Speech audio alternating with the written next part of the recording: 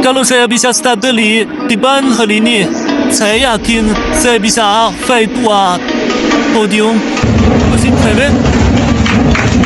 Saya mengalami crash di sesi kualifikasi. Harus get off that kemensul chen才能分开。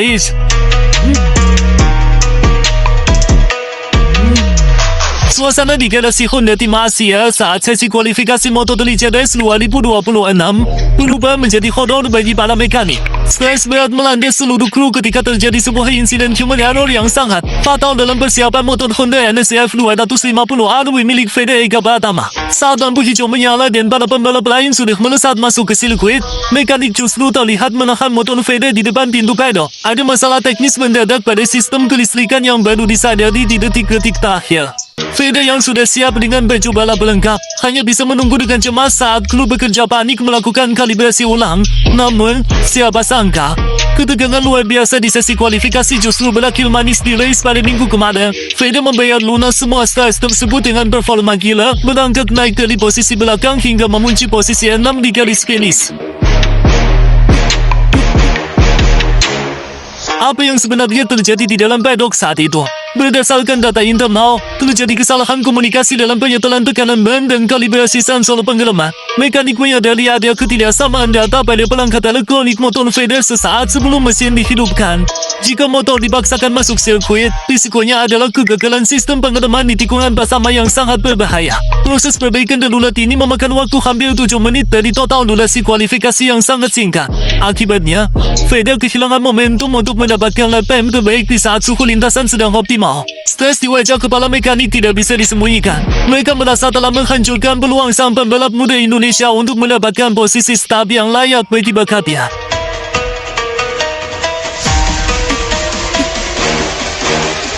Akibat keterlambatan masuk ke lintasan dan hilangnya fokus akibat insiden paddock, Federica Batama gagal mencatatkan waktu yang kompetitif di sesi kualifikasi utama. Ia harus menerima kenyataan pahit untuk memulai balapan dari posisi start 17. Posisi ini adalah area neraka di kelas Moto3, di mana risiko terjebak dalam kecelakaan massal sangat tinggi. Bagi tim mekanik, hasil posisi 17 adalah beban modal yang sangat berat. Mereka merasa berhutang besar kepada Fede karena kesalahan teknis yang seharusnya tidak terjadi di level kejuaraan dunia. Namun, di balik kekecewaan itu, Fede justru memberikan ketenangan kepada timnya. Ia berjanji akan melakukan segalanya untuk memperbaiki keadaan di hari balapan. Sebuah janji yang nantinya akan ditepati dengan cara yang sangat berkelas di atas aspal Spanyol.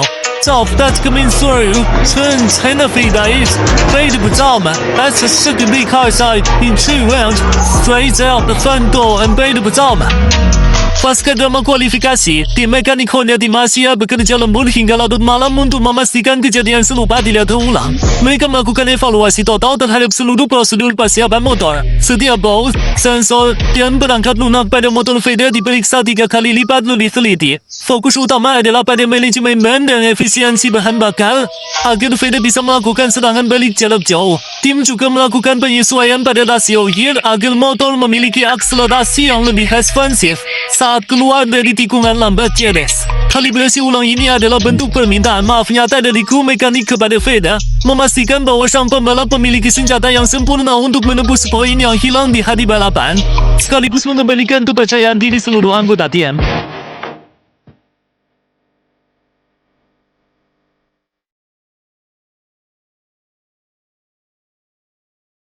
Minggu balapan tiba, dan semua mata tertuju pada barisan tengah tempat Fede berada. Saat lampu start padam, Fede tidak langsung melakukan manuver gila yang berisiko. Ia membalap dengan sangat dingin dan penuh perhitungan. Memahami bahwa ia memiliki motor yang sudah diperbaiki secara sempurna, Fede fokus menjaga posisinya di lap pertama sembari menunggu suhu ban mencapai titik ideal. Data telemetri menunjukkan bahwa Fede adalah salah satu pembalap dengan manajemen pengereman terbaik di tikungan 1 hingga tikungan 5. Ia tidak memaksakan diri untuk menyalip secara agresif di awal, melainkan membangun ritme balap yang sangat stabil. Ketenangan Fede di awal balapan ini adalah kunci mengapa ia bisa bertahan hidup di tengah kerasnya persaingan grup tengah Moto3 yang sangat liar dan penuh gesekan fisik.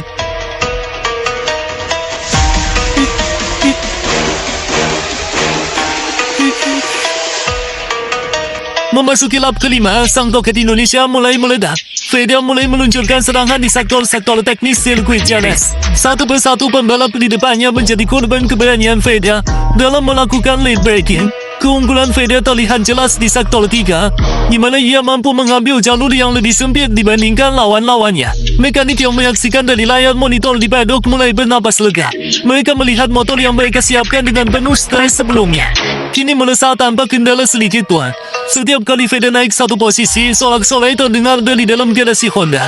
Ini adalah momen pembuktian bahwa kesalahan di kualifikasi tidak mematahkan semangat tempur sang pembalap Indonesia, melainkan justru menjadi bahan bakar tambahan untuk tampil lebih gila.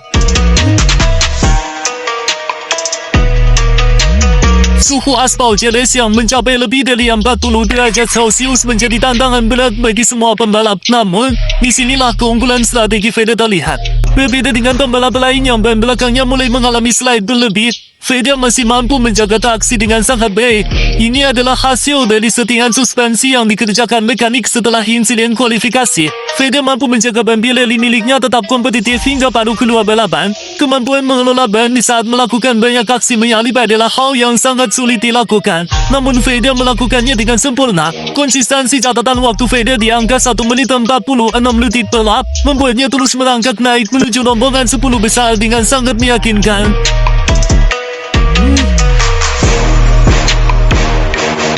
Jika melihat data telemetri di pertengahan lomba, kecepatan puncak atau top speed motor Fedea di lintasan lurus mencapai angka yang sangat kompetitif. Mesin Honda NSF 250 RB miliknya menunjukkan durabilitas luar biasa.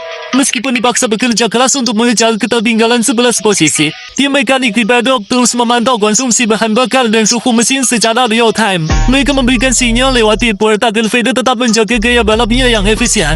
Keunggulan mesin Honda dalam hal handling di tikungan cepat seperti tikungan 11 dan 12 dimanfaatkan betul oleh Fedea untuk memangkas jarak dengan grup depan.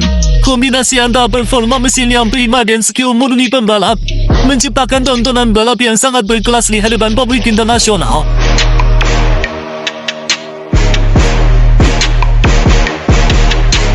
Drama mencapai puncaknya di 2 lap terakhir. Fedea sudah berada di posisi 8 dan sedang menempel ke tatua pembalap di depannya. Di tikungan dry track yang terkenal sulit, Fedea melakukan manuver berani dengan menusuk dari sisi dalam. Aksi ini membuatnya naik ke posisi 7. Tak puas sampai di situ, di tikungan terakhir yang dinamakan tikungan Jorge Lorenzo, Fedea kembali memanfaatkan celah saat pembalap di depannya sedikit melebar akibat tekanan. Dengan akselerasi maksimal keluar tikungan, Fedea berhasil mengunci posisi 6 tepat sebelum menyentuh garis finish. Selisih waktu dengan pembalap di posisi 5 sangatlah tipis, menunjukkan betapa besarnya daya juang Fedea untuk memberikan hasil terbaik bagi timnya, sekaligus membayar tuntas kesalahan teknis yang terjadi di hari sebelumnya.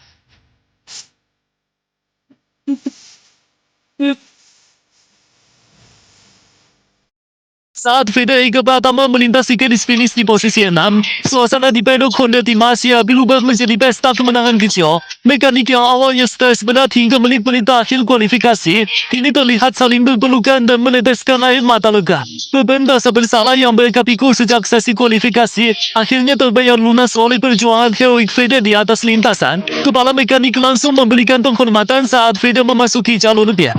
Hasil posisi 6 ini dianggap lebih dari sekadar angka. Ini adalah simbol sinergi yang luar biasa antara pembalap dan kru teknis. Fedea membuktikan bahwa ia tidak menyalahkan timnya atas kesalahan kualifikasi, melainkan menjadikannya motivasi untuk tampil lebih gila di lintasan demi menebus rasa kecewa kru mekanik.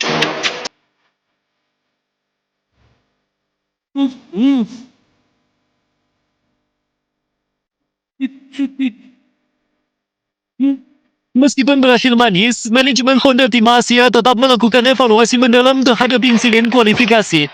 Mereka tidak ingin kesuksesan Fedea menutupi kelemahan operasional yang terjadi di paddock. Sistem komunikasi antar mekanik diperbaiki, dan protokol persiapan motor diperketat dengan penambahan satu lapis pengecekan akhir. Insiden stres di kualifikasi Jerez menjadi pelajaran berharga bagi seluruh anggota tim untuk tetap tenang dan fokus di bawah tekanan. Mereka menyadari bahwa talenta sebesar Fedea layak mendapatkan dukungan teknis yang sempurna tanpa ada celah kesalahan sedikit pun. Kedepannya, tim berkomitmen untuk memastikan bahwa Fedea bisa memulai balapan dari grid depan, agar peluang meraih podium menjadi lebih terbuka lebar tanpa harus melakukan comeback yang menguras tenaga.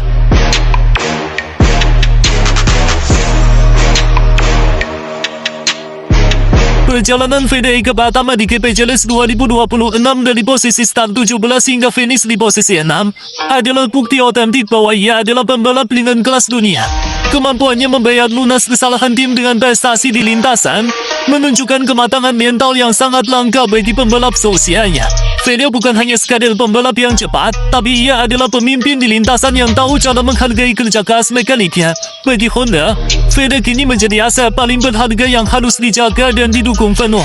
Dengan selesainya drama Jerez, fokus kini beralih ke seri berikutnya dengan kepercayaan diri yang meluap. Jika dari posisi 17 saja Fede bisa finish di posisi 6, maka dunia harus bersiap melihat apa yang bisa ia lakukan jika memulai balapan dari barisan depan. Kalau saya bisa start dari depan hari ini, saya yakin saya bisa fight buat podium.